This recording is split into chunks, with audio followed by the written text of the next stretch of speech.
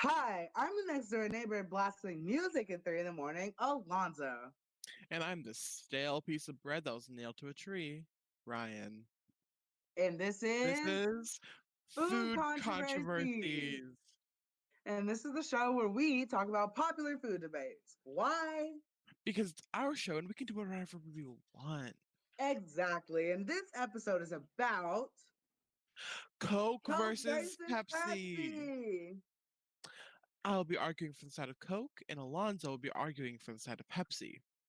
And we'll be reading some student responses that have taken our respective sides of said argument. But to start off, a little food story. And if you don't know what that is, it's the word food and the word history put together. You know, like 2 plus 2 put together equals 4. Okay? Okay. So, a little history about the Coca-Cola drink that we all know and love, except for Alonzo because he's different. He's just built different. According to the Coca-Cola website, Dr. John Smith Pemberton, hopefully I'm saying that correctly, in 1886 made Coke in Atlanta as a pharmacist, and people like drank it and like gobbled that up.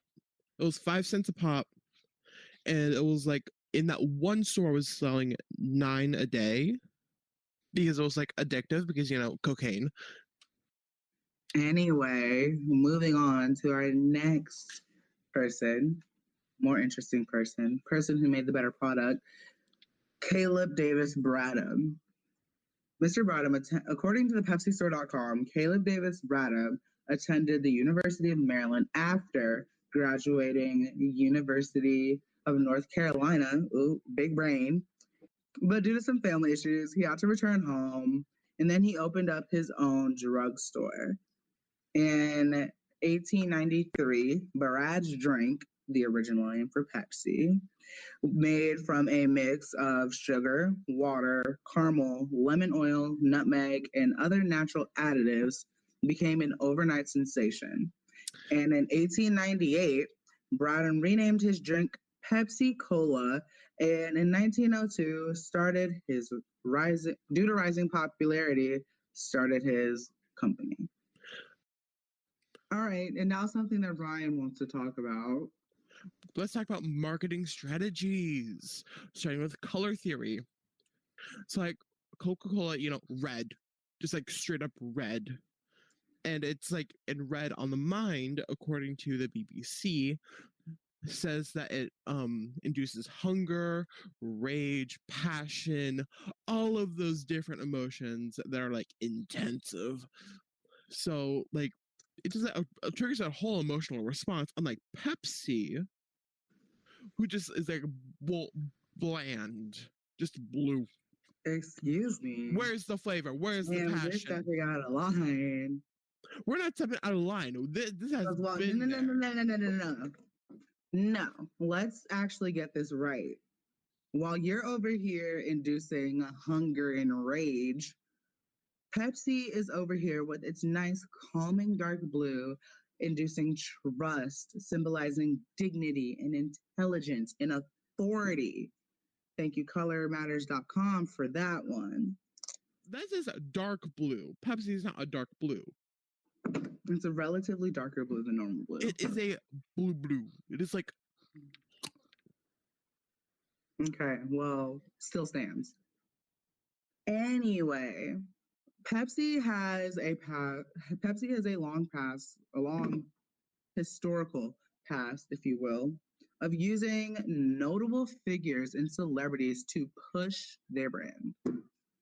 Stars that have influenced generations of people like Michael Jackson, Britney Spears, Cindy Crawford, Tina Turner, Beyonce, and Nicki Minaj, just to name a few. Like, and Coke has had who to represent them and push their brand? Oh, that's right, a polar bear. Cute. To all my Christians out there, Santa Claus, ever heard of him, Mr. Saint Nick? Coke does not use these fancy people and shill out with easy marketing strategies. They actually use normal people with normal bonds, and they generally have in their images, they have like a red background with a product in the front, very minimalistic, simple, and everything. Unlike Pepsi, who likes to um what is it? Play down protests and just say, "Oh, just give the cop a Pepsi." Correction. Since we're talking about that ad, let's talk about how the photo director of that specific Pepsi commercial. If you don't know what we're talking about, it's Kendall Jenner's Pepsi commercial. That photo director, and I'm sorry if I butcher his name, Bjorn Charpentier, said the big climax of the ad is Kendall getting a cop a Pepsi while the cops are there standing in front of a protest. And it was not actually inspired by English. I'm not good at it. I'm sorry. It was not actually inspired by or anything like the recent Black Lives Matter protests and Me Too protests of the time. It was actually inspired by a photo called The Ultimate Confrontation, The Flower and the Bayonet. It was taken by Mark Riboud. Sorry if I butchered that name too. You did. And it was taken during an organized march at the Pentagon to protest the United States' role in the Vietnam War. And it shows 17-year-old Dan Rose Casimir calmly holding a chrysanthemum while standing before a line of soldiers armed with bayonets. Okay. Bayonets By the way, during the Vietnam was War? taken in 1967. Okay, but can we still talk about how they pretty much portrayed protests as being able to be solved completely with a single can of Pepsi because it's that powerful and magical? So maybe it was more about the symbolism. At least we're going on to my image ads with my simple minimalistic kind of styles. And generally, if it's not one of those minimalistic like CGI advertisements, it's an action scene with like people maybe at like a beach or like handing a bottle of Coke or something to other people. Like an action scene with a kind of like a red overtone, because like warm, nice, good. And older ads are Doesn't warm, nice, and good kind of go against hunger rage? Like, I'm just saying. Warm, nice, and good. Can I finish? Hunger and rage. You may. I was just posing a question. And the older ads are hand drawn with defined highlights, with a very iconic style of the time. I don't see anything iconic about your ads, but period. And you're saying Beyonce isn't iconic? Okay. Bay Hive. He just came for Beyonce and said she was. Are you just going to continue on about the Beyonce stands, or am I going to continue with this podcast? Okay, so we're going to talk about how Coke formed the modern day depiction of Santa Claus.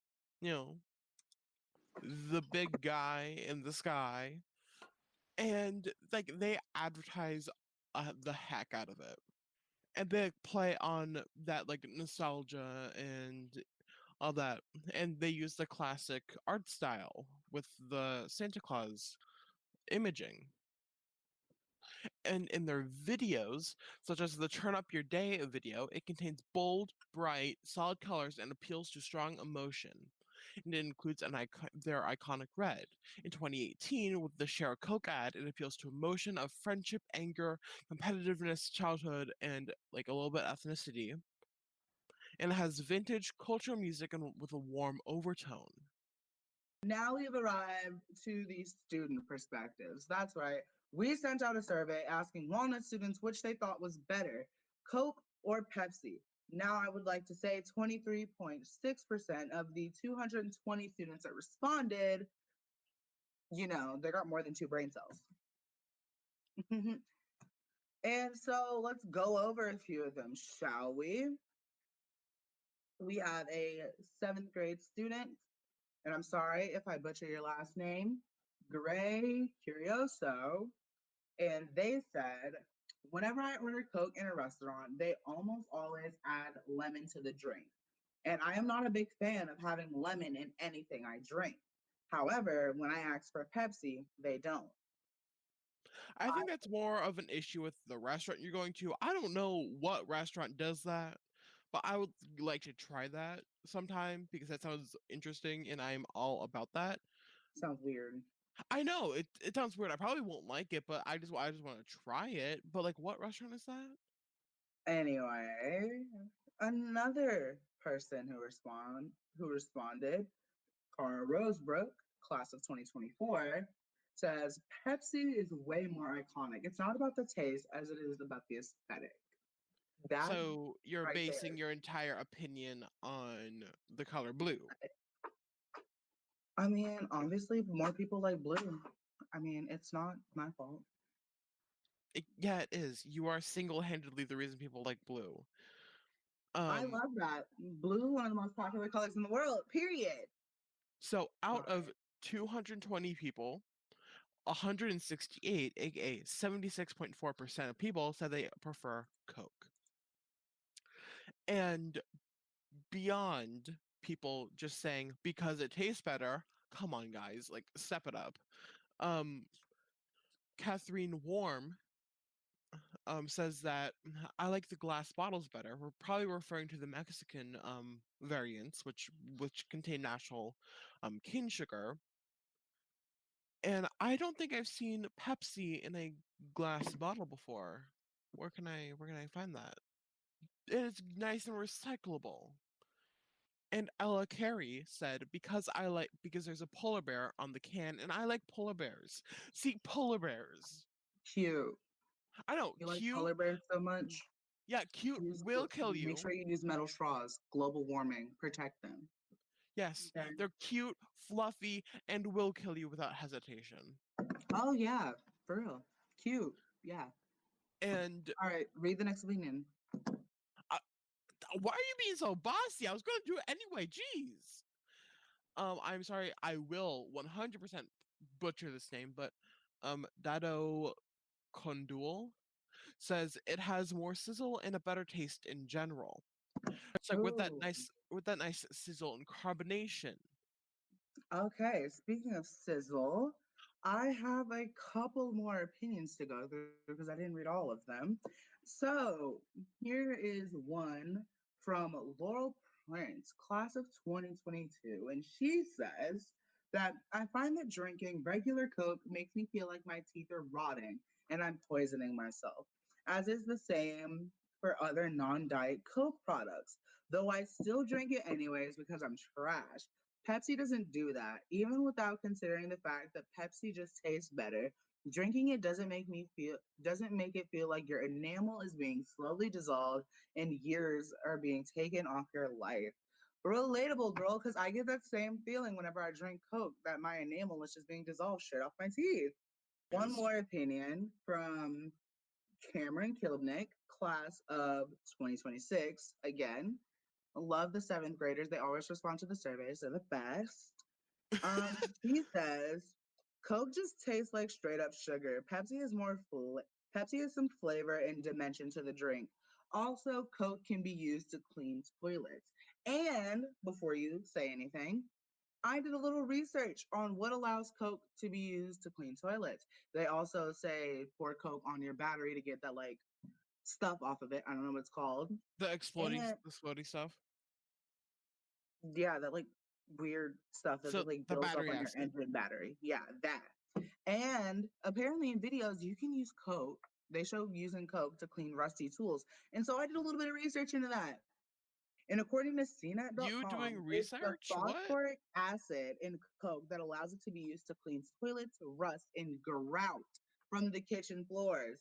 And you're telling me you're 100% okay putting something Yes. that can be used to clean toilets, rust, and grout off the kitchen floor, along with skunk odor. From like, I did more research. I did Hey, plenty of Alonzo, research into this. Alonzo, at least I can say that I'm rust free and I don't have any skunk odor. And my grout is clean, okay? Okay, are you rust free? Do you drink Yes, Coke? Tell because you I'm that you're rust human. free.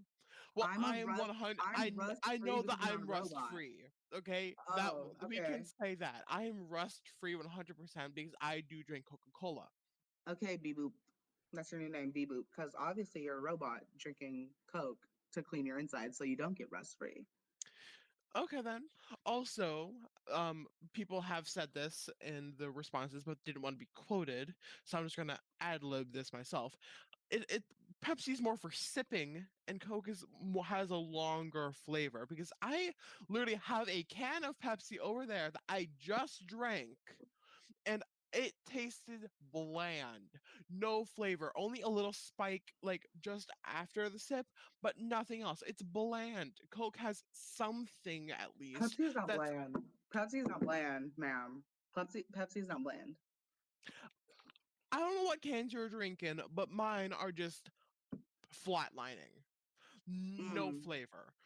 that's sad for you. I don't know where you're getting your Pepsi from. You must be missing out on the real flavor that the smart people, us intellectuals, us people that Oh, just because you inspire have trust. glasses means that you're intellectual, huh? It also means I can't see, but like I'm Yeah. smart and I See, and you can't can't see. see these numbers because apparently 76% of people will disagree with you. Didn't I just say 76% of people had less two brain cells or less? I'm pretty sure I did. But if I didn't, I said it now. Anyway, that is all we have for you guys today. I hope you enjoyed it. Hope you loved it. Um, and I hope we made our opinions very clear. Hope maybe we changed your minds too, or I hope maybe I changed your minds too, because I love being an influencer, trendsetter, Yeah, brain influencer trend changer. center. The Chattercast is brought to you by Walnut Hills Student News Publication, the Chatterbox. Don't forget to check out our website, whscbox.com, for more work by our student journalists. Thanks for listening and stay tuned for another episode of Food Controversies, the podcast.